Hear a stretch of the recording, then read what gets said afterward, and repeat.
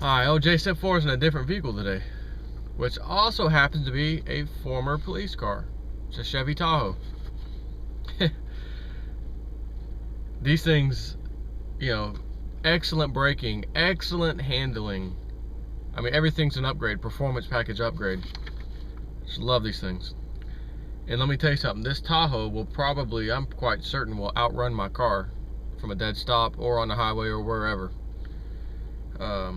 This baby rolls, and it's got a 26-gallon tank. I can make it to Tennessee, fill up once when I leave here, and then one other time during the trip, and I will be in Tennessee. That's what I'm talking about. Almost 500 miles per tank of gas. Having said all that, oh, and by the way, I have a subscriber, I believe, named, well, I won't give you his full name, but it's something along the lines of Berserker.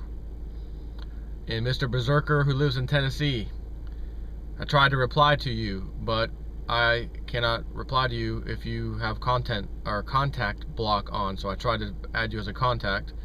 If you want, send me a contact thing so we can add each other so we can actually reply back and forth. Fiscal Cliff, last day. Oh my God, December 31st. What are we gonna do? Oh, what's gonna happen? What's this? Wall Street Journal. Thanks to Zero Hedge, I'm going to use his version of it. Just in case the stakes in the final episode of the 2012 season of the Fiscal Cliff soap opera and a 30-second advertising block was not selling for a record amount, here comes the Pentagon with a warning that it may fire almost 1 million civilians. Their services will be required, but unpaid, if there's no Fiscal Cliff deal. Oh my gosh, from the Wall Street Journal, mandatory federal spending cuts designed to be prohibitively drastic will become a reality on Wednesday if negotiators remain unable to reach an agreement to avert the reductions. Illustrating the gravity of the cuts, the Pentagon plans to notify 800,000 civilian employees that they could be forced to take several weeks of unpaid leave in 2013 if a deal is not struck, and other agencies are likely to follow suit. Oh my God. The cuts, which members of both parties have referred to as meat acts, are the product of a hastily designed 2011 law that required $110 billion in annual spending reductions over 9 years to reduce the deficit. So $110 billion over 9 years is basically, I don't know, around $10 billion a year.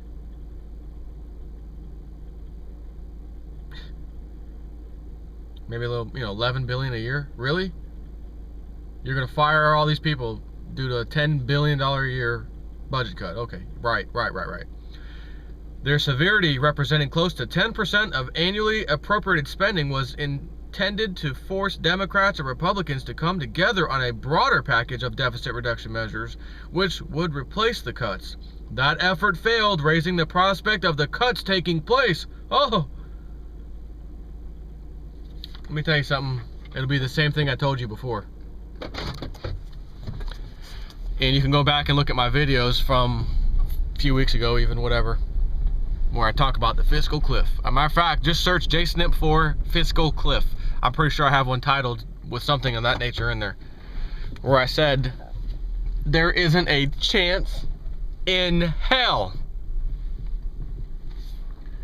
that the military-industrial complex is going to take a cut. This is hilarious. The military-industrial complex is not taking a pay cut. And by God, if for some reason it got to the point where this did not pass, and today goes by, oh my God, January 1st is here, January 2nd, January 3rd, oh my God, there still wasn't a Fiscal Cliff deal, oh my God. Get ready for a false flag that makes Congress pass an immediately resolution to that, based on that false flag, where we need those civilian help.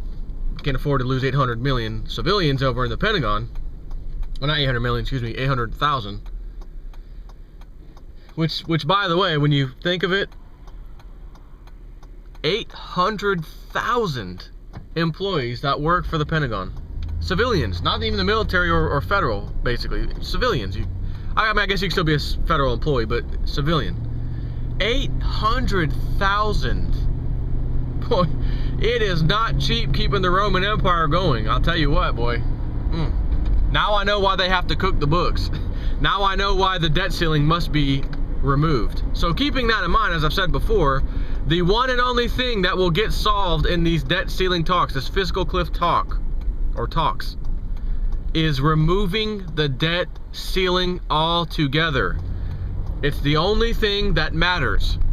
The cuts don't matter, the taxes don't matter, the higher, taxes for the rich, none of that matters. The only thing that matters is removing the debt ceiling. And they said at the bare minimum, if we can't come to agreement, they're going to at least put something together to where this whole next year, 2013, we won't have a debt ceiling limit. We'll just raise the crap out of it to wherever it needs to go. But it'll only be good for 1 year. We can only do that for 1 year. Or if they can get their way or whatever, then of course, what they want is to have complete, full removal of the debt ceiling. Not for 1 year, but forever. As long as they need it, basically. That kind of thing. So I'm here to tell you, as I said before, this is nothing but a show.